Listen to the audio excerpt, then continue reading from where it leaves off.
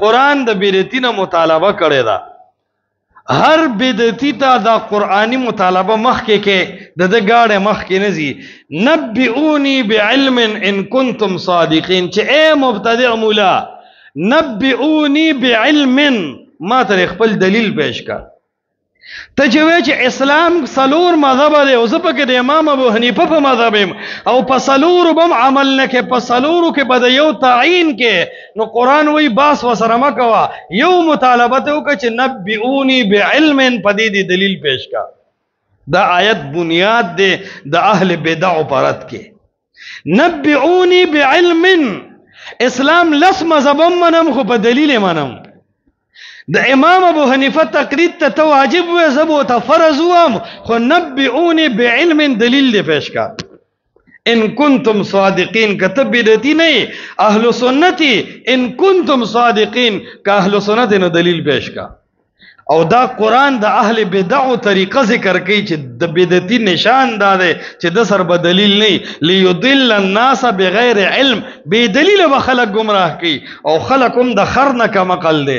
د با دلیل د قرآن او سنت سلفي आवाज نه اوري او د بے دلیل د منجور او په زیارت ناس او په زیارت باندې جارو وخون کې پمن سړی ته خپل خزم پریدي، اول گریوان کې چوپم کې جارو پم وي، او د قرآن او د سنت پاک دامن عالم ته په لوډ سپیکر هم ترجمه ته نه ورنږدې کی چې قرآن او سنت ته زده کی.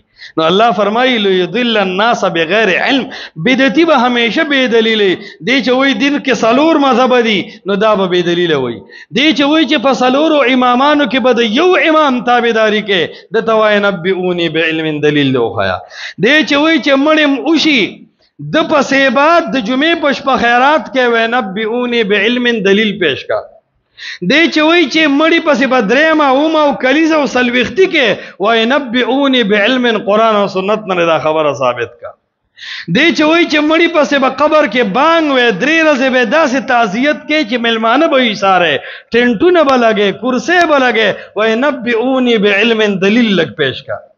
د اهل بدعو پرد کې د قرآن دا درې الفاظ دا مستقل تندر دی، او قسم بالله دا آیت په اهل بدعو دومره بد لګي چې ته د یو ډله پرست تنظیم پرست مقلد نه تپوس وکړه وای ته چې دا کم عمل کې د دې د خو د بد تپوس دنم نکوم، د دې د سند تپوس دنم نکوم، د دې د عالم د عفت او د علمیت نه انکار هم نکوم، خو نبئونی بعلم لګ دلیل راته پیش کا.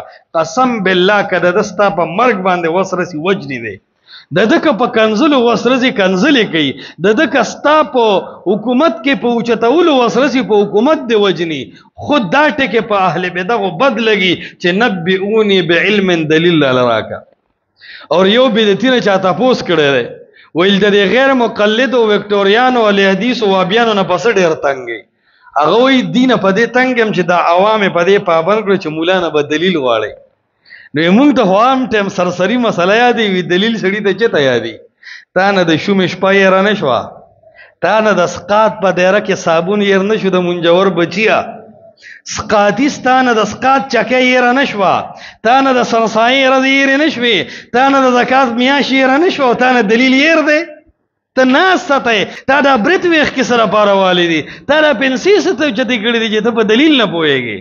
نو عرض دا د اهل بدعو او قرآن ویلی دی چې بدعتي پیژنه د دینه چې د سر بدلیل نه. الله فرمایي حرموا ما رزقهم الله، الله چې تاسو لکم نعمت درکړې دی بغیر ډلو اسلام، بغیر تنظیمونو اسلام، بغیر بدعات اسلام، بغیر رسم و رواج اسلام، نو حرموا دی پتا دا خپل اسلام حرام کړی دی او پمن ډلې او تنظیمونه درکړي دي افتراء علی الله.